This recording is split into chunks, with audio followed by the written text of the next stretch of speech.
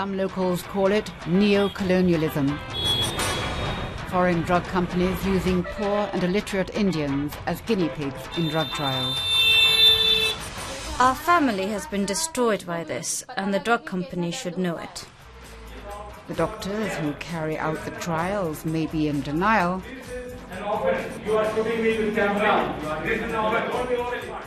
but they're now being disciplined. And lawyers are asking if we can trust the results of the trials. The global implications potentially would be whether those findings can be safely relied upon. India has obvious attractions for the foreign drug company. The cost here can be half that in the West. There are educated, English-speaking doctors and a vast population from which to choose trial subjects, all of whom are required under Indian law to give their informed consent. I put my thumbprint on the document and my daughter-in-law signed in Hindi, but the form was in English and so we couldn't understand anything. But that was enough for a 3-day-old healthy boy to be given a trial polio vaccine.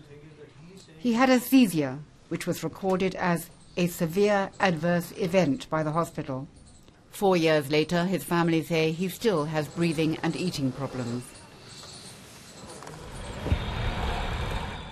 Baby Naresh is one of more than 80 patients who, the records show, were severely affected in the trials in the town of Indore, most of which took place here at the main MY hospital.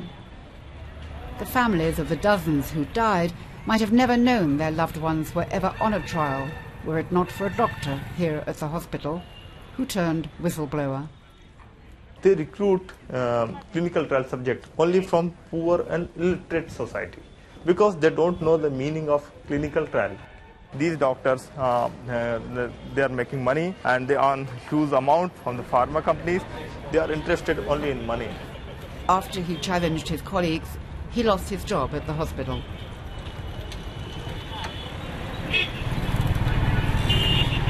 I set out to find some of the families of those who've died. There have been local investigations into the deaths, but there have been no autopsies, so there can be no certainty that the drug trials are to blame. And there's been no compensation for the families. One thing that all of them are agreed on: none of the trial subjects knew they were being given experimental drugs. The death of Chandra Kalabai during a trial has, says her family, left them destitute. When she went into the hospital with chest pains, the 45-year-old was the main breadwinner. Normally, when we go to the hospital, we're given a 5 rupee voucher. But they said they would give my mother-in-law a foreign drug costing 125,000 rupees. I was surprised. We are from a low caste, so this was really expensive treatment for the likes of us. But her mother-in-law reacted so badly during the drug trial that she was taken off it and she died a month later. The trial, which was registered in the UK by the drug company Biogen Idec, was later halted, due, say the company, to the number of seizures recorded. The family blame her death on the doctor who carried out most of the trials at the hospital, Dr. Anil Bharani. As I visited more families, I found people here no longer have an unquestioning faith in the medical profession. Imata Shrivas also took her husband to the hospital with chest pains. She too was pleasantly surprised at how they were treated by Dr. Anil Bharani. He said, "You're poor. That's why I'm paying for your transport costs to come and collect the medication. I know you can't afford it." But when her husband died, Dr. Bharani blamed her for failing to give him the correct dose, which she denies. I treated Anil Bharani as a god and begged him to look after my husband. But I now know that my husband died because of the drug trial and I don't trust him anymore. I'm even afraid of going back to the hospital. Dr. Anil Bharani refused my request for an interview, so I went to the hospital to find him. The state government have charged him with unlawfully accepting money and trips abroad from foreign drug companies, and for carrying out trials without consent. Let's go and talk to Dr. Bharani. Dr. Bharani, when I arrived at his office, closely followed by security guards, he was not in the mood for talking. Dr. Bharani, can we talk to you at another time? This is an offense. You are shooting me with camera. You are doing an offense. You are doing the wrong thing. This is an offense. Well, that was my attempt to talk to Dr. Bharani, who has been top of the list as far as the allegations over the drug trials is concerned. Little wonder he's a little media shy.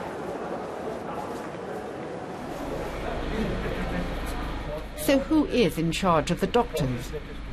Dr. Bhargav is head of the Ethics Committee, whose job it is to approve and to supervise drug trials at MY Hospital. So how did it all go wrong? We never say that we are infallible. Our limitations are known to us, to everyone around.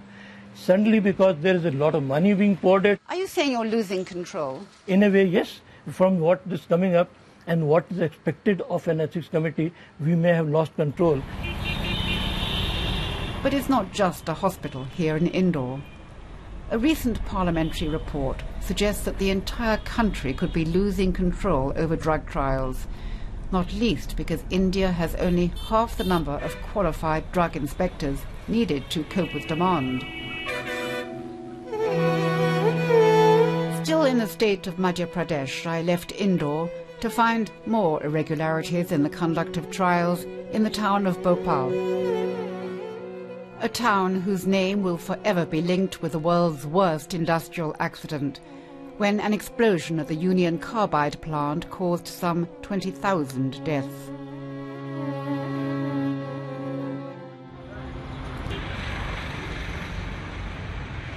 The only good thing to come out of the disaster was this: a state-of-the-art hospital built as part of a compensation agreement.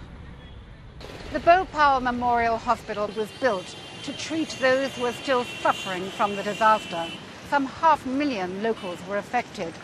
But little do they know that when they came to the hospital, some of them would be used for India's clinical drug trials.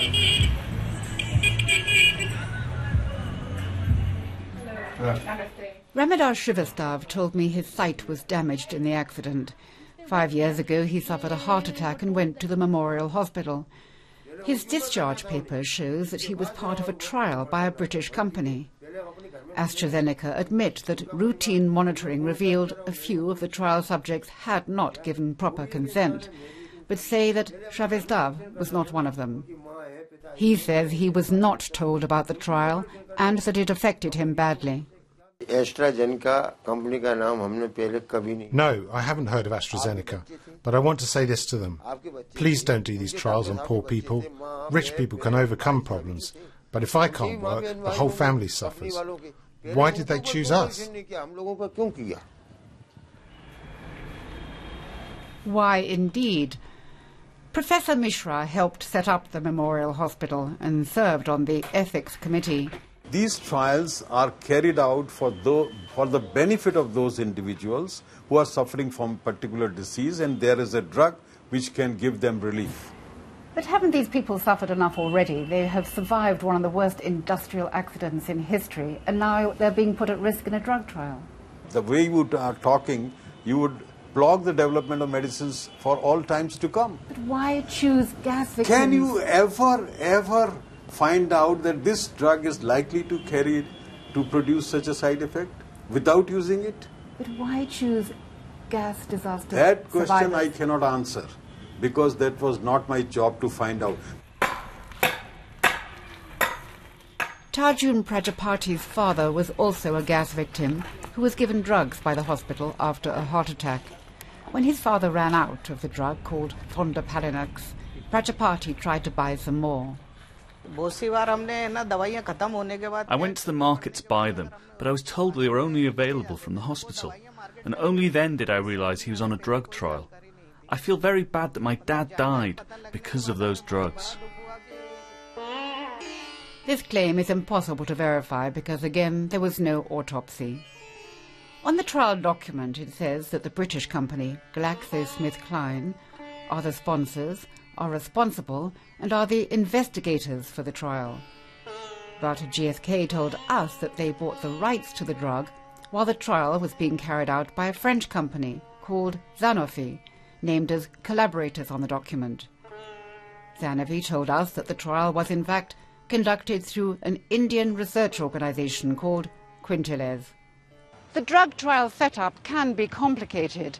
Drug companies might team up with medical research bodies, and they will delegate the work to what in India are called clinical research outsourcing companies. When there have been allegations of malpractice in the past, the drug companies have tended to put the blame on those local companies.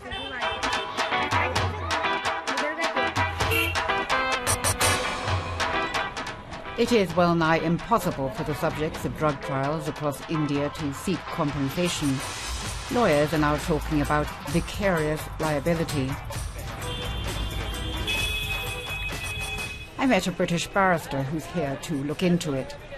He had just got hold of a damning parliamentary report which claims that some doctors carrying out drug trials, the so-called experts, had simply signed the opinions written by the invisible hand of drug manufacturers. There are real concerns about, at the very least, collusion between experts and the drug manufacturers, and at worst, it's suggesting that there is a fraud that's taking place, that these reports are being signed off without any independent clinical scrutiny of their findings and the way in which conclusions have been expressed. The drug companies argue that they carry out many trials in different countries concurrently. But by the end of this year, thousands of people in India will have taken part in trials, and their reaction, real or otherwise, would have been taken into account. 2 days after my encounter with Dr. Anil Bharani, I read that he'd been transferred from MY Hospital. Nearly every day the papers expose more of the scandal, which does little to comfort those who may never know why their loved ones died, and for whom compensation is a remote prospect.